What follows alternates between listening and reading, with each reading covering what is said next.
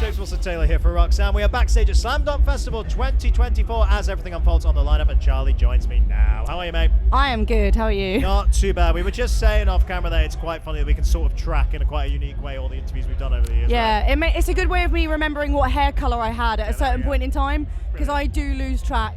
So nice to be able to keep track of that one. Hey, how's the weekend been so far? Obviously, I mean, in a slightly different slot as well today, right? Which is quite cool. We had a bit of a switch up. We were supposed to be on at 11:40 a.m. Yeah.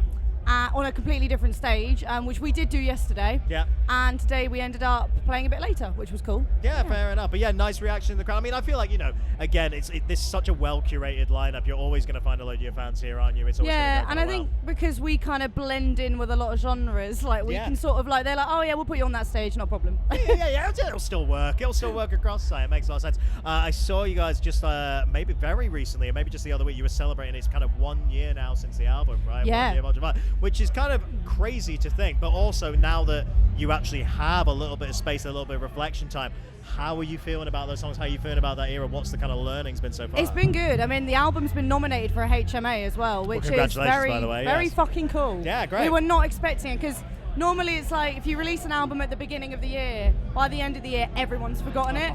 So we were sort of like, oh, it came through as like such a big surprise. We were like, oh, well, no, we won't get anything. Oh, right, okay, amazing. That's fucking cool. And it's kind of just like, we've just been enjoying the process. We've been doing a lot of touring and stuff, and we've done a couple of headlines, a couple of supports, and just been riding the wave, basically. I mean, speaking of supports, can we mention Wembley for 1 second? I mean, obviously out there with Skin Dread, who we love anyway, amazing live band, such lovely guys as well. But my God, how was that experience? It was weird. Like there was that moment, like there's a video of us like all before we're about to walk on, and we're like, what?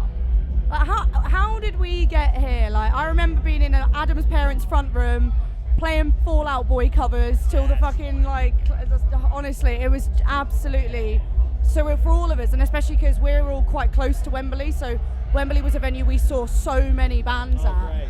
So it was like, again, I was sort of like, oh, okay, this is happening. Yeah, super surreal, but so nice. I mean, did you say hello Wembley? Oh, did I you did. Do it? Yeah, you got to do it.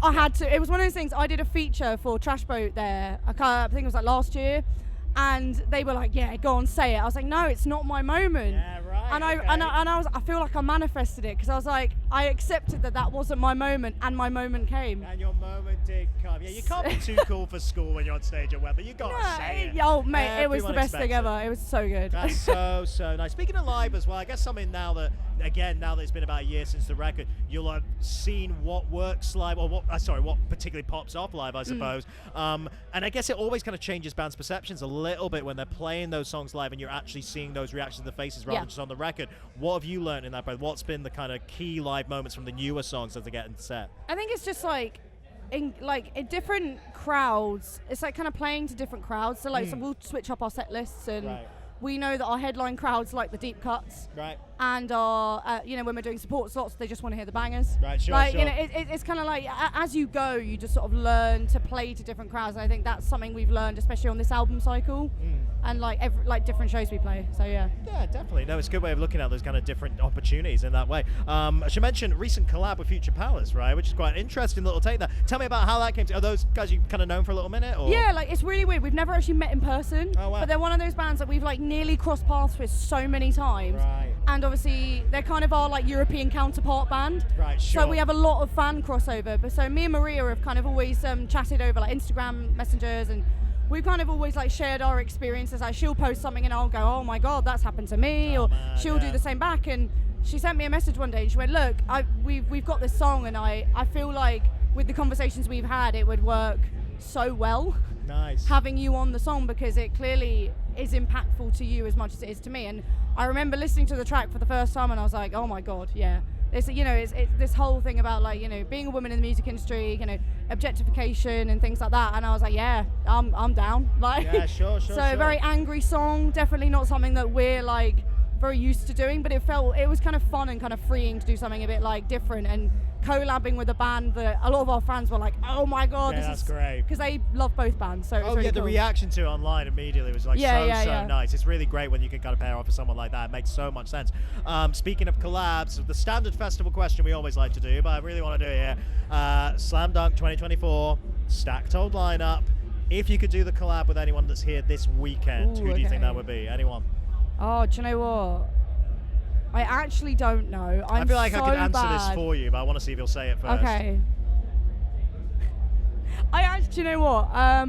I'm so bad because I haven't really looked at much of the lineup because I just sort of wander. I wander around. I mean, I'm just going to say 2 words, and that's Franco Euro, so let's just do that. Do you know what?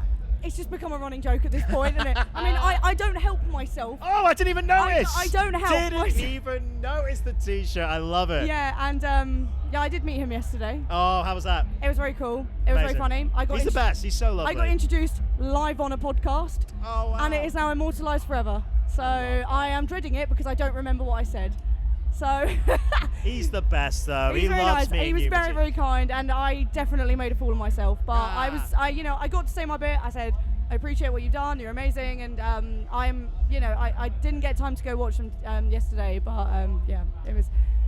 Yeah, well, as in LS Tunes, obviously not my chem. They're not playing Slam Dunk. Yeah, let's not spread any secret set rumours. I'm not having that. Ben Ray will really, really kick off at me if I do that. It would be really, really cool. Yeah, amazing. That would be a lovely one for sure. I'm going to let you go and enjoy the rest of your weekend, but congrats on everything. Congrats on the album. I'm celebrating that anniversaries. It's always nice to mark these milestones a little bit. So good for you guys. And yeah, we'll catch up again soon, I'm sure, right?